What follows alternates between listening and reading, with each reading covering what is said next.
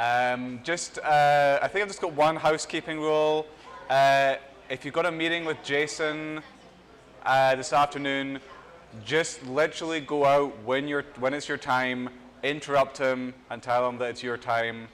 Jason is not going to come in here and chase you, so it's your responsibility to go out when it's your time to talk to Jason if you've got a time booked. Yeah, you have been warned. Do not miss your valuable time. Right, so in this session, I'm going to talk about how you actually, is there questions? No? Okay. In this session, I'm going to talk about how you actually contribute to gem5. You would think it would be relatively straightforward, but we have some procedures in place that I would agree are not the most intuitive. There's a lot of gotchas, a lot of little things that your patch might be rejected for this and that, and we're going to go over that in this session. Shouldn't take too long, but I'm going to have you, if you're following along with me, you're going to push a patch to our Gerrit code review system, and yeah, and that's basically almost all the way there. I'll explain how the review process works, and yes, we'll just go through it together, and hopefully by the end you can start contributing to gem5 if you wish. So to start off, I'm going to talk about just generally our strategy in the gem5 project, just so you understand like how contributing fits in. Like this can probably apply to almost every open source project that exists, but we strongly believe like we go out here, we teach gem5, and when you've learned how to use gem5, you obviously use it. And when you use gem5, you're going to discover things that you need or you can improve inside gem5, so then you develop for gem5. And then once you've learned to develop for gem5 and you've got some good contributions, you can actually contribute that to the community, which is what this session is going to be about. And by contributing to gem5, you're improving gem5. And as gem5 improves, we hope to garner more interest and more people want to go learn gem5. And eventually we just come in this virtuous open source circle where more people are using it, more people are learning how to use it, more people are developing for it, more people are contributing, and round and round and round it goes. So that's kind of our strategy with the gem5 project in general. That's why we're running this bootcamp. We want you to learn to use it with the goal that more people use it, therefore more people will develop for it, and therefore the better tool it will be. Question, why should I or any of you contribute to gem5? First is you're just nice people. You found a bug. Yeah, okay. Some of you are nice. You found a bug and you're going to fix it. You have no idea how many times I have fixed a bug in gem5 and had someone tell me later, it's like, oh, I fixed that bug like 6 months ago. And I'm like, well, thanks, bro. Like, why didn't you tell me? Why didn't you push it? Why didn't you share it to the world? But this happens a lot. I think I'm going to get onto this. People are kind of scared to push patches. And, you know, we're going to go over that. Second of all, fame. Get yourself known in the gem5 project. And honestly, if you've developed something for gem5 for your research, contributing that to gem5 can also be good for your research, because then other people will be able to simulate your whatever your research is inside gem5 more easily. It's kind of communicating your ideas to the world a little bit. Some people use gem5 this way. So we had I can't remember what his name is, but he contributed HeteroGarnet, and he basically, when that's the way he gave HeteroGarnet to the world is via gem5, and he published some papers on it. So, yeah. And third reason, fortune. Having some good open source contributions to gem5, I generally think it looks good in your CV. A lot of industry people use gem5, they understand it, and they're sometimes looking for gem5 developers, particularly in computer architecture, to be able to run simulations. So it looks good in your CV. And just like a general aside, like companies contribute to gem5 like all the time.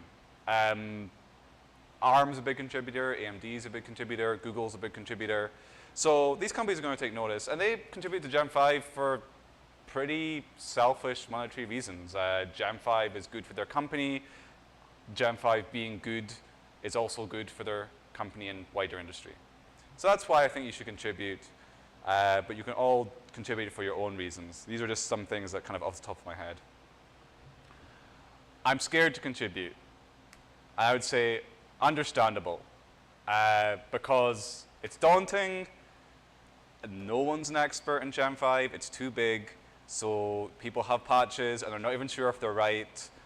And they're scared that if they push them to Gerrit, which is our code review system, people are going to like bully them or tell them this is the wrong way to do it, and you're going to feel bad. All very understandable. This is something I have to tell everyone. Very, very few patches that people submit to gem5 get in first time. Like, vast majority of times, you're going to push a patch to gem5, and someone's going to jump in and say, whoa, whoa, whoa, you're doing this wrong. You've got to do it this way around. Or, whoa, whoa, like this isn't the right way to do this. You've got to do it this. We really, really, really make sure that our reviewers give like constructive feedback, not just like negative feedback. But definitely don't be put off if you push something to gem5 and someone gives a, well, we'll see how our review system works momentarily, but like a thumbs down saying like, nope, I can't let this in its current state. Doesn't mean you're not contributing something good. It just means we'd like to see it fixed a little bit before continuing. Yeah, so we try our best to keep our feedback constructive, and don't take anything personally. Most of our reviewers are pretty good people who genuinely just have quality controls that they're enforcing for the project. It's nothing personal. We have people contribute all the time to gem5. And the purpose of the session is to make contributing a bit less scary, because there's a lot of little things that you just need to know that are very gem5 specific for contributing to gem5. What can I contribute? Well, I guess in short, the answer is pretty much anything that is of value to the project. And what is of value, I'll let you make up your own mind. If you see the community having benefit of your patches, go for it. So an obvious one is your own changes. Bugs you fix yourself are obviously very welcome. If you found a bug and you've got a patch, by all means, even if it's small, even if it's a typo, we'll accept it. Go for it. We have an issue tracker. There's always more people pushing issues to this issue tracker than there are people who can actually have the time to fix it. So if you're really looking for stuff to do, wanting some inspiration, wanting to develop features or anything, or log your own feature requests for gem5, feature, bug requests, requests for improvements, things on the Jira, you'll notice things posted there. A lot of the bugs are very specific for particular purposes, but they exist and we're trying to get around to them. But that's how you find out. We try to keep that up to date with things that should be done in gem5 at some point. And there's just some stuff that we always kind of need more of, like we're never up to speed with it. One is tests. There's parts of the project that aren't very well tested. If you learn to write tests, write tests. People are constantly emailing me and saying, my program doesn't work with syscall emulation mode. It's because we haven't got all the syscalls in the world incorporated yet. So you want to add some syscalls, go ahead. You learn how to implement ISA instructions. Ayaz taught that on Wednesday. Yeah, if it's missing ISA instruction, go up and you've got an implementation for it. There's really no harm in contributing it. Single ISA instructions or extensions or whatever, these are valuable, these are useful. I talked to you on Monday about the standard library. Add useful components. Components that you think will be useful to other people in the community. Gem5 resources, that is disk images, kernels, things like that. If you develop a disk image that you think is useful to other people in your community, i.e. it's not too niche, it's pretty standard, it's like a benchmark suite, and you've made a disk image for it, then go ahead and put in Gem5 resources. And probably the most thing that we definitely always need more people to do is just update the documentation on the website. Some of it is slightly out of date. I wouldn't be surprised if some of it's just slightly wrong or not clear enough. If you go through the website and you see, oh, I figured it out eventually, but that page wasn't exactly clear on how you do this, then yeah, our website is also hosted in Git. I'm going to show you how to modify that in a bit. You can go in, modify that. It's all in Markdown. You modify that Markdown file, and then the website will update with your changes. It's like every single software project ever. We don't have enough people writing documentation, and it could always use a little spring cleaning as things change. I'm not going to go through everything here, just for people who look at the slides later. I'd say all these are pretty useful. The top two here, there is just a contributing page on the website that is covers pretty much almost everything I'm going to talk about today at a high level. So I'd say that's like a beginner's guide to contributing, that first link. And then actually in the gem5 repo itself, you have the contributing.md file, which is slightly more detailed if you just want to look at markdown file like on your computer. And I'd say the biggest hurdle sometimes in using gem5 is just getting up to speed with Git and the various things that can go wrong or right with Git, mostly wrong. I kind of have these like 5 links. They all dive into Git at different areas and different things. The top one is literally a gem5 book. There's also just some really good tutorials. Some of them are more quick rundowns. Some of them are more explanations on how Git actually works behind the scenes. But we're very centered around using Git as our most open source projects. So learning how to use Git can really help you just learn how to manage gem5 development easier. We're going to go over some basic Git commands today, but it can sometimes get complex with branches and rebasing and things like this. So I'll go through this one line at a time. And I am going to ask you to do this, because what we're going to modify as our example is the gem5 website. So first thing you need to do if you want to make changes is clone it, and then actually get into that repository. These last 2 lines here, I'm going to ask you to do just because you obviously don't do this every single time. It's literally because your code spaces doesn't have Vim or curl, and we're going to need them later on. So apt install Vim and curl. And then this git command here is setting your editor to Vim, which is what we're going to use in this tutorial. So I'm going to switch. I believe these slides are on the website now, so you should be all be able to get them. But I'll do this in front of you guys anyway. Here.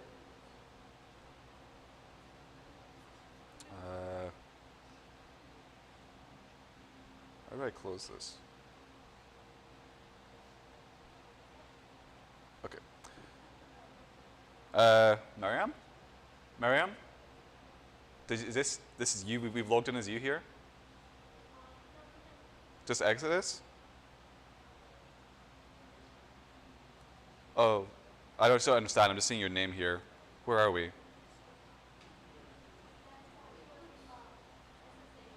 You have SSH into here? Okay. This is Kindle. Okay, sorry. Okay, this is not code spaces. Okay, cool. Where's code spaces then? This one? Oh, start.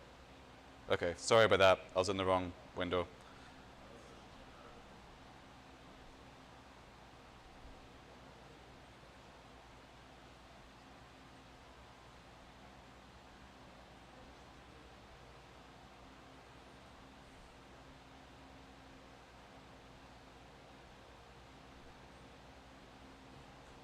So, just want to go here, gem5, Google source, public.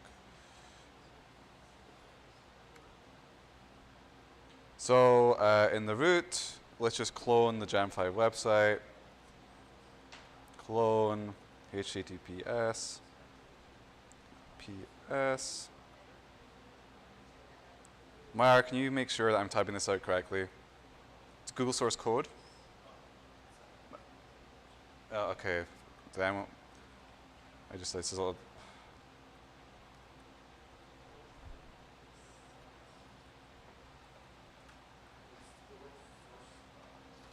This is Google source. Sorry.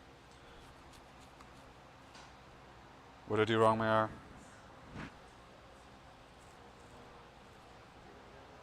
Did I do something? Was it? Oh yeah, sure, of course. Gem5 to Google source. Right, I just copy and paste this on the website every time because I kind of forget about it. Okay, so that's cloning Gem5 website. CD, Gem5 website. And let's do our apt install. We want curl here. This is just some dependencies we're going to need to get out of the way. I'm going to say yes to this.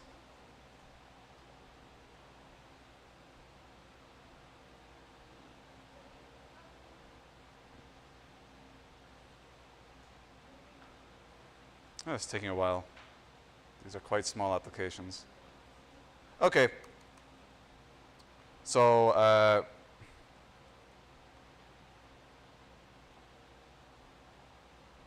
Mayar, what's the git config command I'm going to run here? No, are you not following along? The git config from the slides? Okay. That's what? Global. And then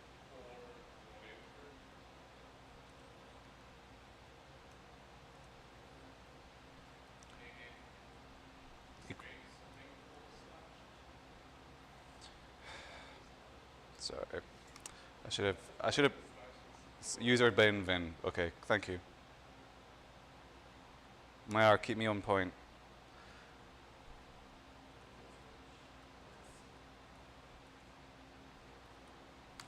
Okay, that's the most annoying stuff out of the way. That was just set up. We don't have these set up in code spaces, so that's everything set up here.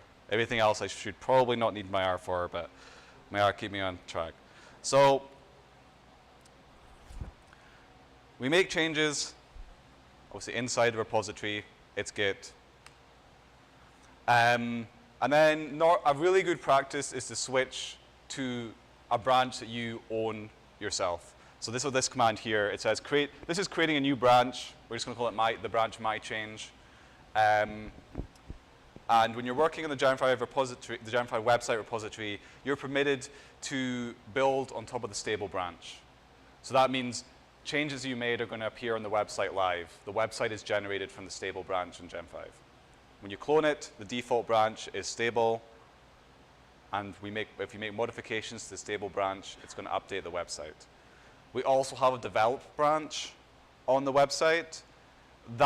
We use that for changes. We use the develop branch for changes that we don't want to be live on the website until the next release of gem5.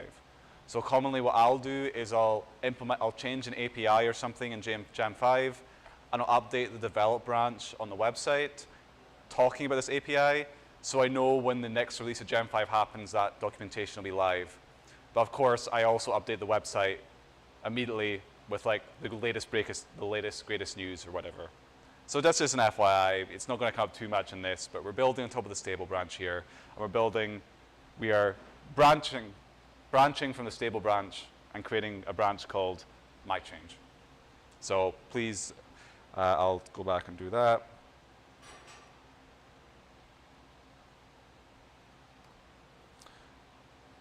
Git switch C myChange. And we switch the branch.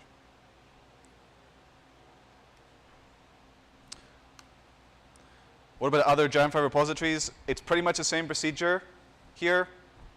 gem5 resources, similar URL. gem5, similar URL.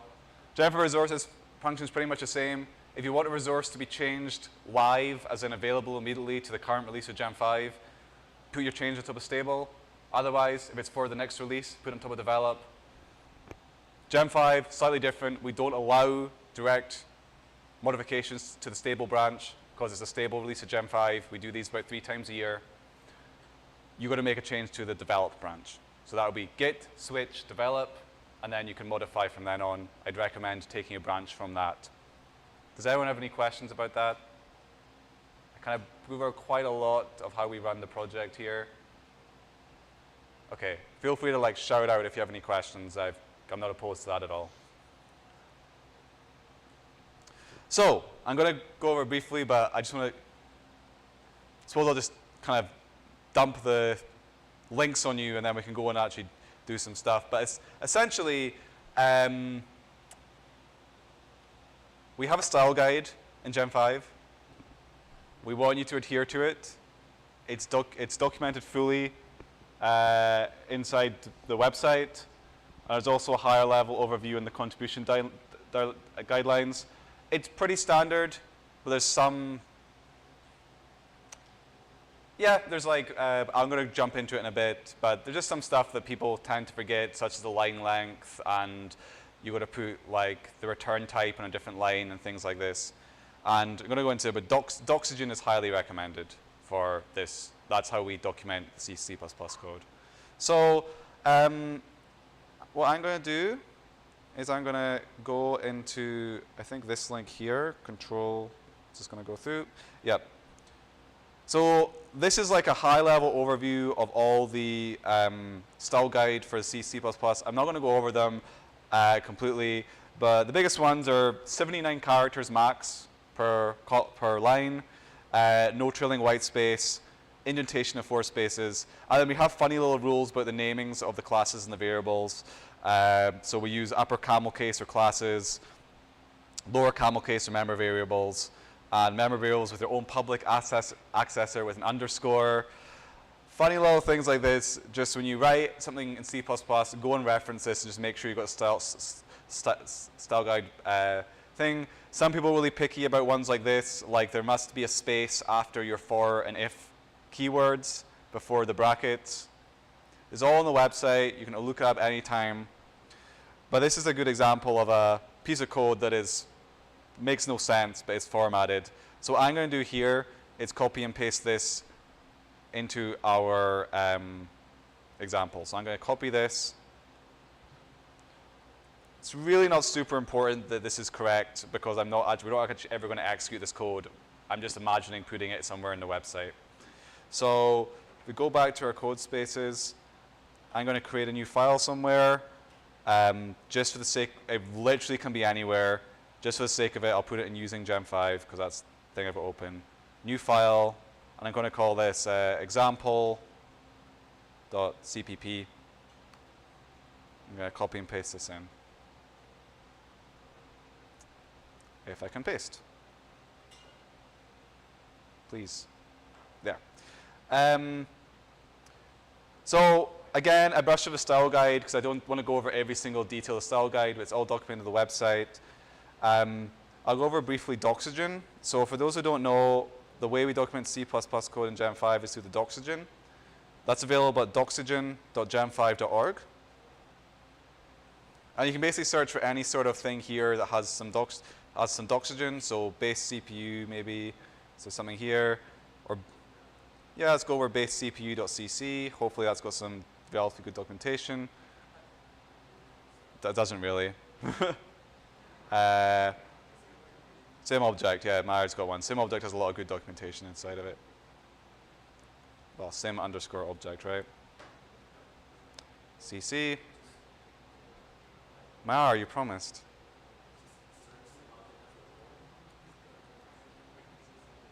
Try to find something with some good documentation. Okay, this has some good documentation. So yeah, this has all the subclasses and then an explanation of what all the methods do. So int state is called on each sim object when not restoring from a checkpoint. You can click more here and get more information. Here, this Doxygen, for what you don't know, is a completely it's not, we didn't invent it. It's got its own style, it's got its own standard. If you go back to thing, you can see how this is written inside the source. So there's quite a lot of good stuff in base. So I'm going to go base and then go to something like, I think Bitfield should have some decent Doxygen. Oh wait, no, not the HH file. Yeah, so this is an example here of the Doxygen. This function called mask. And we say this function generates a 64-bit mask of n bits, ones, right justified. If a number of bits greater than 64 is given, it is truncated to 64. And then it declares what the parameter is. So it says you've got one param here, it's n bits, it's a number of bits in the mask. And we say this is in-group API bit field. This is just a way we declare APIs. It's not really important right now. So we strongly encourage you include Doxygen inside your examples. So how you do this here is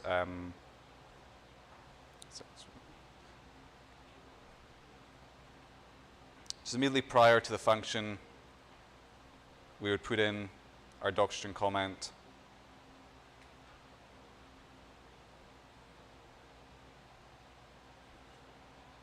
Make sure it's kind of okay.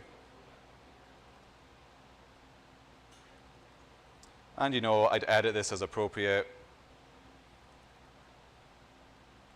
This isn't in any API group, so I can just remove that. And foobar doesn't take any. Let's just add a function to foobar. Int blah. I'd say blah. And give it some really rubbish documentation like the only parameter of this function. And then, you could documentation. The thing is, this will automatically generate when this is submitted to the gem5 repository, and it'll be published on the website. So it's a good way to get your documentation out there. We use Doction sometimes to look up sim objects and definitions like this. So it's just really good practice. I just wanted to make you aware that we expect documentation inside the source code to an extent, to when it's sensible. When you're writing a function that really does require specification, use the document format. I'll just leave that as this. We're really just playing around with this, so make sure this file is saved. I'll head back to the slides bit.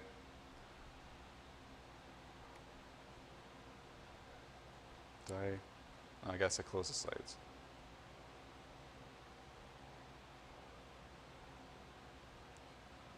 That's good. Here? Okay, let's see if this works. Okay, cool. Python, thankfully, a lot easier. So everyone familiar with, well, I don't think everyone will be familiar with it. We use Python Black, which is just a formatting tool. It's a formatting tool for Python, and once you've got it installed in your system, it is installed in code spaces. You run Black on your Python file, and it'll automatically format everything for you. It's much more straightforward than C or C++. The only thing it won't do for you is set up the variable name and the variable and method name. Broadly speaking, this follows the C++ style, so camel case, and then underscores for methods and things like this. Again, reference documentation. The only gotcha with Python Black is it sometimes doesn't wrap. Well, no, it doesn't wrap strings. So if your string is more than 80 characters long, it's not going to wrap it for you. So you have to go in your code and often break up strings so it all fits within the 79 characters per line. So yeah, I won't do an example with this. I hope it's fairly straightforward. Just make sure that you run Python Black and everything's fine. Okay? Python's a lot more automated than our C++ setup. The biggest, honestly, if you want some just key takeaways from the last two slides, the biggest things that people constantly submit to the Gem5 Gerrit and that are rejected for formatting are formatting problems. And the three biggest formatting problems are always the same thing. There's a white space at some end of some lines. Just the easiest thing to do is set up your IDE to highlight leading white spaces, and then you'll see them immediately. Otherwise we'll complain about it. We use indentation of 4 spaces. Don't use tabs. Indentation of 4 spaces. Lines being too long, just make sure that you keep track of your lines. When there's any doubt in any sort of style, because we try our best, but we're not completely consistent. If there's any doubt in your mind about the style, go to the style of the code around you. So if you're modifying a file and you're unsure about the style, go with the style of that file. That's the best strategy. We have a style checker that should automatically run when you make a commit. Don't depend on it. It's not perfect. It doesn't catch everything. And it can be sidestepped, as in there's ways to ignore the style checker. So it's not it's just something to keep you on the right tracks. So sometimes you'll commit to Gem5 and immediately get this error that says line 32 in file blah blah is too long. And that's just the style checker calling you out. So yeah. Did anyone have any questions or stuff? This is kind of boring style stuff. I just wanted to get it away. Yeah? Can you disable the style checker? Yeah, you can disable the style checker. There's like a commit. You can commit with a flag that's something like ignore verifier or something. I can't remember what the command is. Yes, you can ignore the style verifier. But if you're committing to gem5, the style checker is probably telling you something you need to know anyway. So we definitely had one contributor who would ignore the style checker because he hated it for some reason, and then he'd push patches that were wrong. So you can't ignore it. Okay, so using Git, I'm going to go over this in person, but just for people who don't know, maybe not familiar with Git, you add the files, and then you commit them. Okay? So let's add that.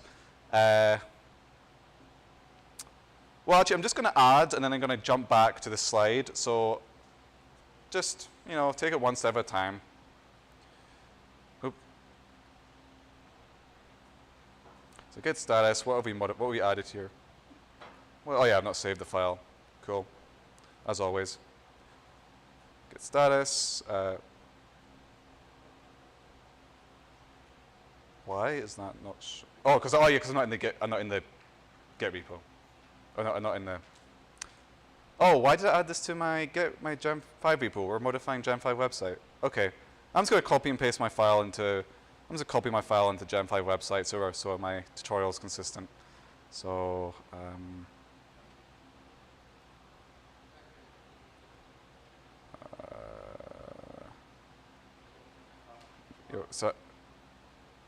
There we go. Move. Okay. Now let's see if that comes up. Git status will show you what status. Yep, there's an example file that's currently being untracked. Git add example. Cool. So it's ready to be committed. When you commit something, you have to give a commit message. And we have a lot of funny rules here. Just pay attention. There's basically two parts of a commit message: the header and the description. The header is the first line, and the description is underneath it. The header must have tags that tag what that commit is. You can go to maintainers.yaml in the gem5 directory to see this. So a tag might be website, meaning it's a change to the website. A tag might be utils, meaning it's a change to the utils directory in some way. A tag might be x86, Arch x86, which means you're making a change to x86 ISA. Go through the maintainers, when you've got a change, go through maintainers.yaml and see which tag or tags, you can separate them with a comma, are most appropriate for you. Headers, no longer than 65 characters. And then below that, separate by line. Description, no more than 72 characters. If you're fixing or implementing some Jira ticket, just helpful if you cite the Jira ticket in your commit message. It just really helps so we can backtrack and see exactly what this change was supposed to be doing. So going back to here, okay, I guess I'd be kind of doing use like, oh, what tag do I want to use? Well, let's go to maintainers.yaml. And here's the tags. So for instance, Arch ARM is a tag, meaning you're working on the ARM architecture. MIPS, scroll down to something more interesting. Doc, as in you're updating documentation. EXT, you're updating something in the EXT documentation. EXT directory, rather. GPU compute, you're updating the GPU model in some capacity. So, this is in alphabetical order. Cool. So down here is what we really want. We want the tag website. You're making a change to the website in some capacity. Okay, let's go with that. So git commit and the thing. You open up here. I'm going to talk through this very slowly for people who don't know Vim very well. Start editing a file, editing something in Vim, you press I. Puts the Vim in insert mode. I do website, colon, adding new file, 2 line spaces, and then I can add a bigger description here. Description is, let's pretend I'm writing like this is a file to be added to the website. It is part of the contributing to gem5 tutorial, blah, blah, blah. Okay, And then I'd hit escape because I don't want to be inserting text anymore. Save it with :W. And then finally exit this editor with :Q. Q as in queen. Queen, is that what they use in the military? Okay. Q as in queen. And there, that's our commit done. If you type git log, you can see your commit inside the git log. So here it is here. I'm currently logged in as JSON, so this is coming up as JSON. Website, add new file. This is a file to be added to the website. It's part of a contributing gem5, blah, blah, blah, blah. And here's some other commit messages that we've done over time. Okay, so that's committed. But it's not on Gerrit, which our code review system, yet. That's what we're about to do.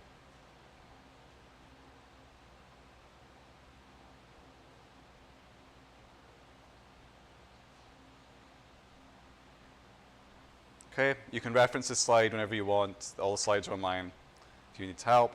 GitLog, we just saw that. You should see something like this. Okay. This is how you push to Gerrit. It's a little weird. Take my word for it. This is how you push to Gerrit. Git push origin. Head. I think this has to be all caps. I think this is case sensitive. Head, : refs for stable. Stable is the branch we want to commit to on Gerrit. And this %, WIP means work in progress.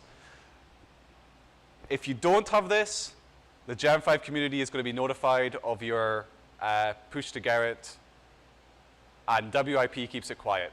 So that's why I want you all to use WIP, because I don't want like 50 people spamming on the mailing list saying, someone's contributing to Gem5. WIP is work in progress. It'll keep it quiet, so we can keep this on the down low that we're spamming Gerrit. Okay? But you'll get an error, okay?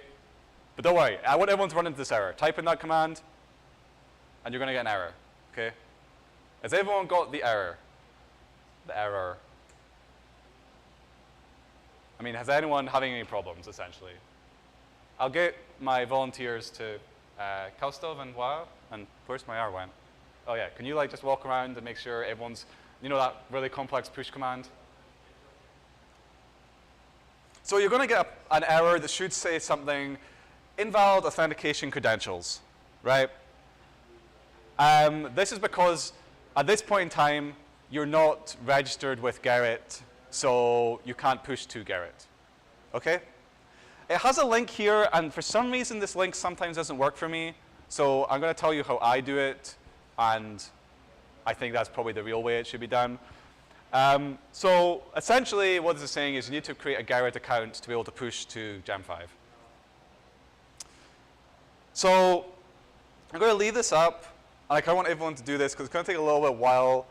So Gerrit, you log into Gerrit with your Google account. So create an account on gem5-review. Oh, I didn't know I could do that. gem5-review.googlesource.com. And when you're done, go to user settings and obtain password, which is under HTTP credentials. And it will give you this, it'll essentially give you a script to copy and paste in your terminal. So I'm going to do half of this. I already, well, I guess I do have to log in. So I'm going to go to well, I don't care.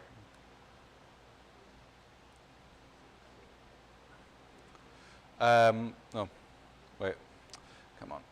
Okay. Gem5 review googlesource.com. I'll log out JSON and log in myself. I think that's the best thing to do. So, okay, let's see if this will work for me. Gem5 review googlesource.com. Sign in. Use another account. I'm going to sign B.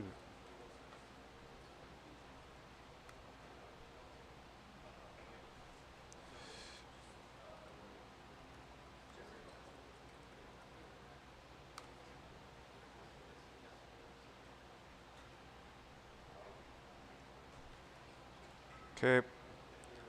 Now I'm probably jumping ahead for lots of you. You have to just like confirm. Okay, I'm in. Oh, oh no, no, no, no, no, no, no, no, no, no. Okay. Done.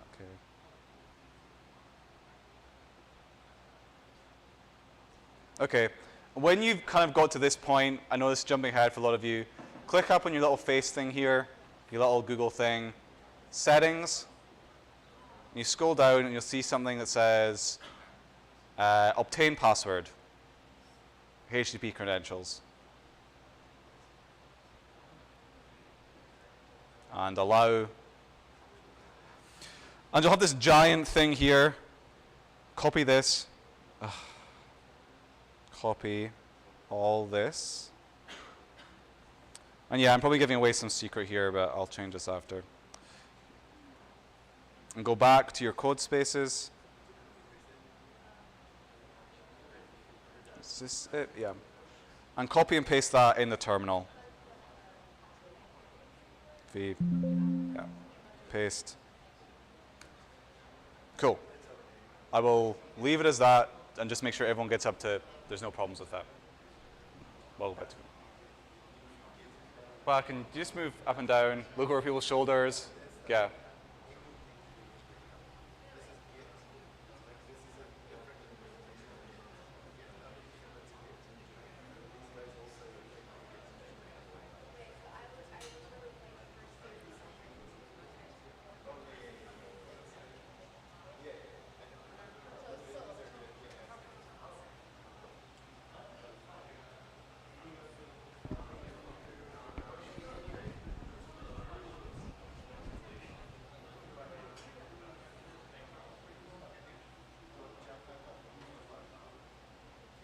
I'll go back to the slide, might help.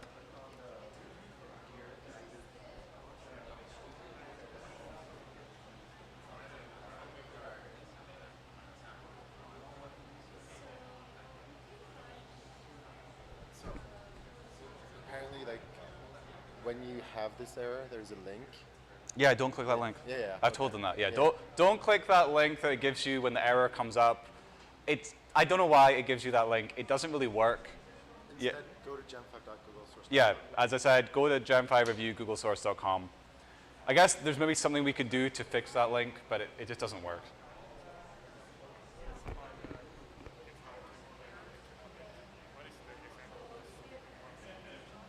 Oh, it's just it's garbage. We're not getting them to do anything. It doesn't really. It doesn't exist. I just copy and paste it from the website. Gem5 website, preferably.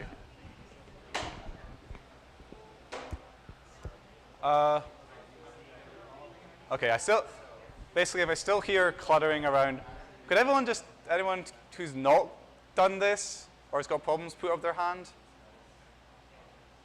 Okay. Either you're too shy or I'm just going to move on. So try it again. Try the same command again. And I'm going to spoil it for you. You're going to get another error. But it's a different error, okay? It's a different error this time. Okay. And this error actually does give you a helpful error message that will help you resolve this error. It's saying, we just need this git hook installed. Knowing what git hooks are isn't really important right now.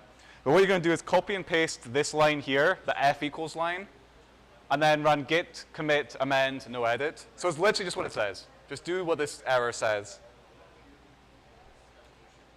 which is this. And I'll explain to you about the git log at the end, but that's just me. So I'm going to do that on my end. So I'm going to do, okay, git push origin head refs for stable WIP. Yep. So let's go. I'm going to take this line, the f equals, So literally copy and paste that into your terminal. C, Control V, and then git, commit, amend, no edit. Okay. Now you'll know you've done this correctly if you run GitLog and you see it's added this change ID to the bottom of your commit.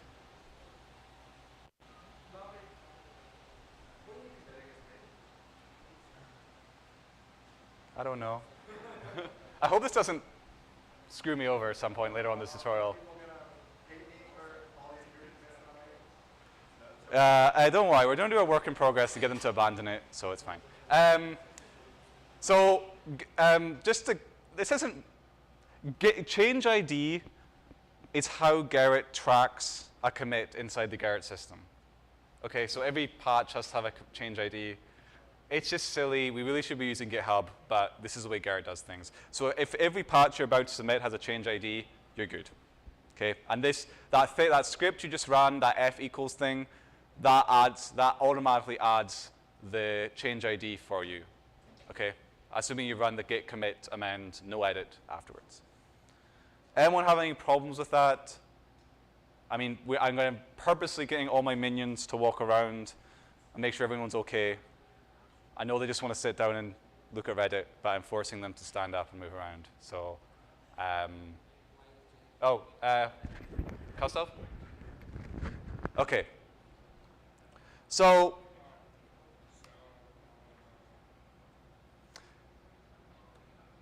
try it again. And this time, it should actually work, okay? Because you've set up, I think, everything correctly. Oh, please work. Please work. I'll do it at my end. I tried this before this tutorial. This did work. Git push origin head colon refs for stable WIP, well, percentage WIP. I did something wrong here.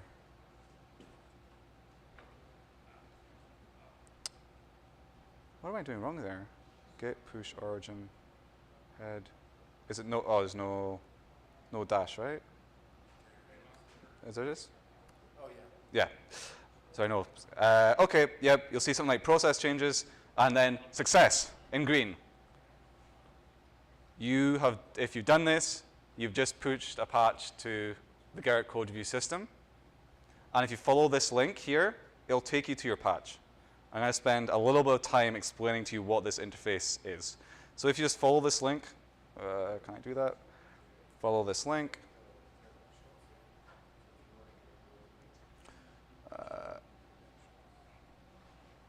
So this is our commit here with the change ID, and you can expand this here and see your change that we've added. Okay. So essentially, this is your patch waiting to be merged into gem5. But we need people to review it before that happens. You see those things on the side there?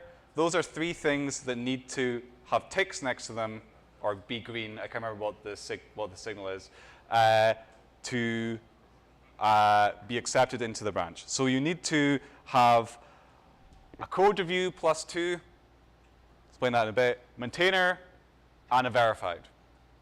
And once you have all 3 of these, there'll be this big button come up in the top right that says submit, which will allow you to click it, and you'll be submitted into gem5, and your legacy will exist forever. Right? You can jump around. So if you go to changes open, you can see, let's bully someone. Let's bully Mayar here, right? This is an example of a patch that Mayar put up. Did you put this up this morning or yesterday? And he's adding tests for the ISA and the traffic generator. It explains what it is. And you can see the history of this. I actually blocked this. I gave it a -1 score because I was like, hey, Mayar, I don't like this. Yeah, I'm sure. I told you, I have to bully someone. I have to show them everyone goes through this process. And I said, hey, you can't do it this way. You've got to change that, right? And Mayar then uploaded a new patch set. Oops, sorry. And I haven't looked at this yet, so I'm going to look at it. And me, as my capacity as a reviewer, will go, okay, I'm not going to, am I going to bully him more? Jason's got a comment on this line here. Okay, I'm not actually going to review this because I don't actually understand what some of this stuff means, Mayar.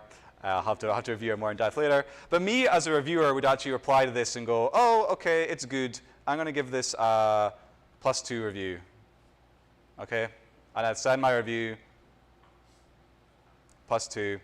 Okay, I'm going to take that away so I don't, so it's not free. Okay.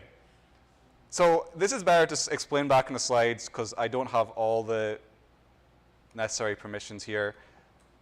But the important thing to keep in mind during this review process is there's two types of reviewer. There's an ordinary reviewer, which now all of you technically are.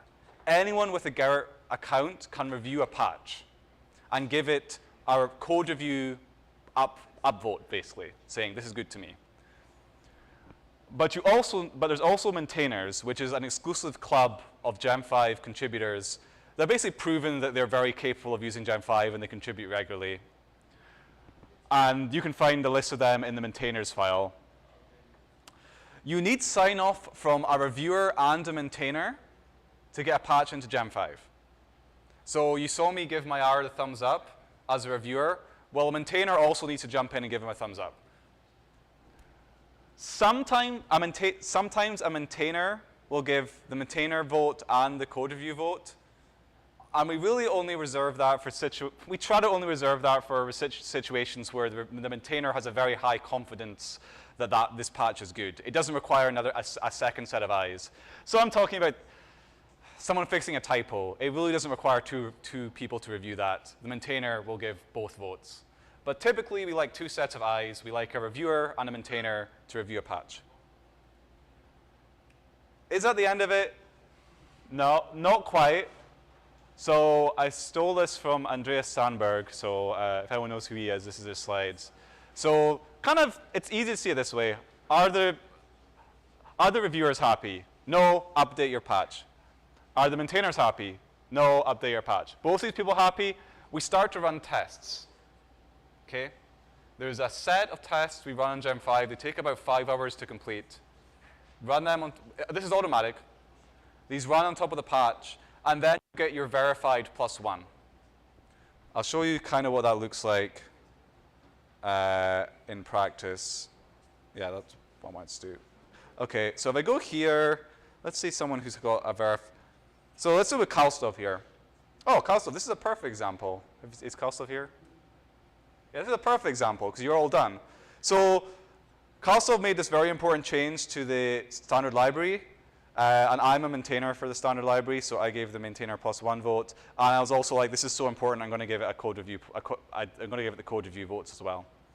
And then the test started running. Our tester is called Kokoro. For those weebs among you, Kokoro is Japanese for heart. So that's what that means. It's a heart of our project, I guess. And it started running some tests. And then all the tests passed, so Kokoro gave the final +1. As you can see, this button appears up here, allowing us to submit this patch. Normally, we reserve this for the person who submitted the patch to have the honors of clicking that button. But for the purposes of demonstration, Kalstov, I'm just going to take this away from you and submit it on your behalf. So I click Submit. Are you ready to submit? SE workload exits on exit workload's default. Continue, yes. And that merged there. If you were to download gem5, go into the develop branch, this patch would be there. He has contributed. Has anyone got any? I went over quite a lot of I guess, code review administration. Anyone have any? I'm going to show you one more thing I want you to do with your patch. Because you notice here, sometimes people ask for changes, and you have to change your patch and upload a new version. How do you do that? It's not too hard.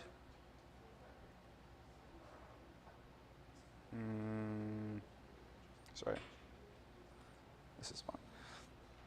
So imagine in our hypothetical patch, we need to change some stuff. Someone says, hey, this comment's wrong. Okay, I'm going to change this comment to this comment is now correct. Stop. I'm going to save the file. I have to modify that commit inside Git, so I do git commit amend. And it gives me the opportunity to update the commit message again. In this case, I don't want to. So I'm just going to do :w :q. And then I'd literally just use the same push command that I did before. Push head, push origin head, refs for stable, %sign WIP. Essentially, if you look here, well, it's done it. It's done success. So I could follow this link again. Go to it's probably already open somewhere, but I'll follow it anyway. You can see here, it's in the log here, the change log. It says updated patch set 2. I can actually see what the difference between the patch sets are. So I can go to patch set 1 and just see the diff between these two patches. Oh, because I didn't commit the file. I didn't add it. Okay. Well, that's fine because that's fine because I can go back and I can actually change this. Git status. Yeah, that's actually add the file this time. Git add example.cpp. Git commit -- amend. Good thing about Gerrit is you can always change your patches. So W for write, and then :q for quit. And then we're going to do that push command again. Yep, success. Follow the link. Now we're on patch set 3. Let's see the difference between patch set 1 and patch set 3. It should just be, yeah, it's just literally that one comment we made. And yeah, the only thing you would do here, I'm not going to ask you to do because this would spam a lot of people's emails with stuff, but to take your code out of work in progress, you'd click this mark as active button, and that would mark your commit as active, i.e. active means actively seeking review, actively wanting to get into the project. But let's not do that. So just to keep things neat and tidy, when you feel free to play around with this. Feel free to push more patches and see what happens. But when you're done with this, just click abandon to abandon your change. And I'm just going to say, this was just an example for the gem5 bootcamp 2022. Click abandon. And I've abandoned that patch. It's dead. It's no longer going to come up in people's feed as anything submitted to Gem5. People abandon patches all the time, not just because they're doing tests, but sometimes they push a patch and then they realize maybe it wasn't a good idea and they take it away. It still exists. This URL still brings you to it. It doesn't delete it, but it's no longer visible in most cases.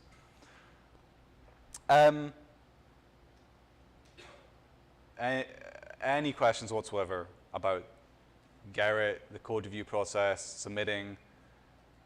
There's lots of little things I could branch off to from here, but this is the gist of it.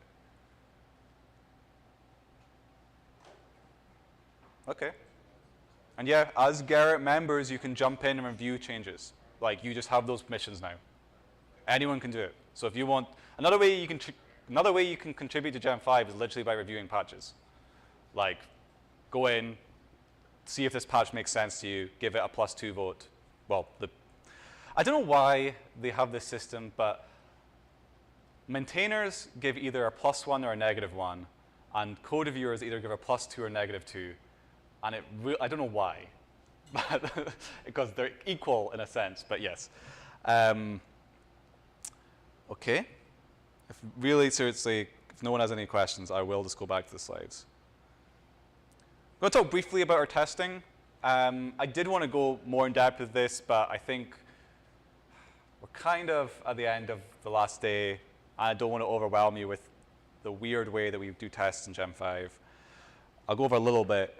But just so you can kind of understand how our tests work and how we test contributions to gem5, that Kokoro thing, it runs when the maintainer gives his maintainer vote. And then you can only submit a patch if Kokoro comes back and says all the tests passed. These are quite quick by gem5 standards, and by quick we mean it only takes 5 hours. So they're 5 hours worth of tests. Those aren't the only tests we run. Those are just the tests that will block you from actually submitting. Every single night, or day, well, daily, we will run compiler tests on our Kokoro system. So that tests all our supported compilers and ensures that we can build gem5. Okay? So that's a pretty sensible thing to do. You'd be surprised how much stuff only works on one compiler or doesn't work on another compiler, even if it's valid C++. Some compilers just don't support everything. We also run nightly tests and weekly tests, and all you really need to know about them is nightly tests they're bigger and take longer. So nightly tests take about, the entirety of the nightly tests take maybe about like 15 hours to finish. And the weekly tests take about 2 days to complete. And yeah, sometimes they break, and then we'll try to figure out who broke the build by going through the changelog and seeing what makes sense. So one of the annoying things about contributing to gem5 is sometimes your patch will be in and you think you're golden, and then I'll email you like a week later and go, hey, I think your patch failed our weekly tests. I think your patch broke something. And then you're going to have to jump back in and produce a patch for it. But that's just the way we do things. We really try to make sure that the Kokoro quick tests cover enough ground that failing further down the line is rarer. And that is the case. Kokoro catches most things, and maybe like 5% of things will get caught by the nightlies or the weeklies. But the nightly and weekly failures do happen. If you're on the gem5 dev mailing list, you get updated about when these fail. Currently, they're all passing, which is honestly, for the past 6 months, we've had a real string of nightly and weekly failures, which have just been awful.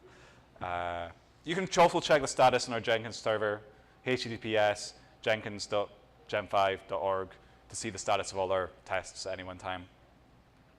I am not going to spend too much time on this, but I'll show you where the tests live inside gem5. And hopefully, if you want to write your own tests as a contribution to gem5, you can see. So in the tests directory, this is where basically all our tests live. Oop, cancel. So the nightly test is literally just a script that we run, which is just bash. So it runs tests. So these are some build tests we run. We check we can build all our ISA targets. And where's the meat of it? And then we run some GPU tests. This is a very good example. You do have to just dive in and see how the script works, but it's pretty straightforward. It's something test after test. An example of what a test looks like, it's just another Python script. So where's a good example of a test? x86 boot tests. Essentially, all we're doing in the x86 boot tests is we're running this script here with different parameters each time. So we're booting x86, but we're using different CPU types, different numbers of CPUs, different memory systems, different DRAM classes. We have this thing called boot type, which is essentially when we should exit the simulation after the kernel is complete or after the full operating system is complete. That's essentially it. We test very regularly. We're trying to test more. We're trying to also improve our testing system. But it's part of the contribution process that tests might fail and you might have to fix your patch.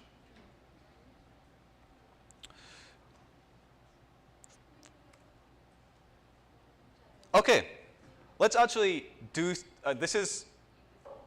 you can either treat this as a practice or your first real contribution to gem5. I don't mind which.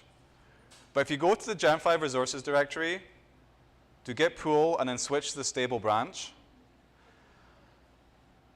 either do one or two things here. Make a toy change that you have no intention of ever going into the branch, or maybe do something useful. Matt came over to me yesterday and informed me that a lot of the URLs inside the gem5 resources directory are incorrect. They are pointing towards gem5 v21.2, which is our previous release, when they should be the URLs should be pointing towards v22.0. So if you want to like jump in and grep or look for those links, I think there's a lot under source GPU that are incorrect, and update those links and push a patch. But feel free to just push a toy example to get to grips with how this works, just as a second practice. And I guess I'll give you 10 minutes to try to do that. And yeah, and those of you pushing a toy example, please remember to abandon your change after you're done, just so I don't have to go through it and do it later. Does everyone, and I'm here, has everyone got any questions or concerns or problems? Just put up your hand.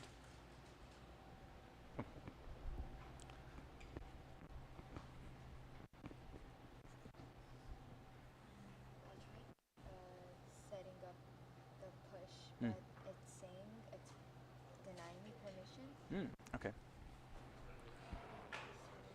What I did was I did pushing and then I can do it. Okay.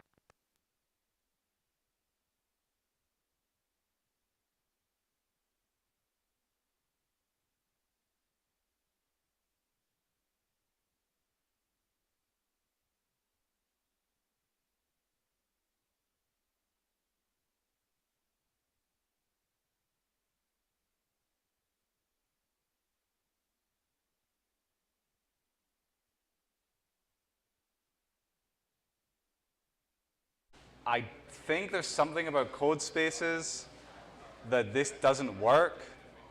I don't know exactly why. You could try it out on your local machine if you want. It's exactly the same procedure. Git cloning, modifying, adding, pushing, and I think it should work if you do it from your local machine. I know this is really annoying. I did test this out well before the class, and it works on my computer. I don't know why it doesn't work on these code spaces, but we'll note that down. So I'm sorry about that. If you still want to continue with the exercise, feel free to do so. Yeah. Well, I'll give you guys like 5 more minutes on this if you want, and then I'll hand off to Kalstav, and you're free to reach out to me if you have any issues or problems. You're not doing anything wrong if you receive that error. It's something about code spaces is appears to be overriding your email somehow, and I don't know why. Feel free to have some coffee and donuts.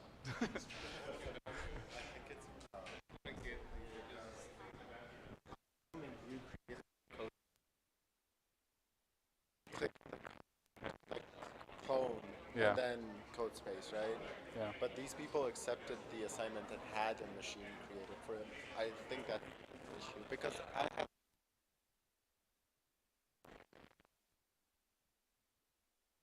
I'm really annoyed I don't know what the problem is.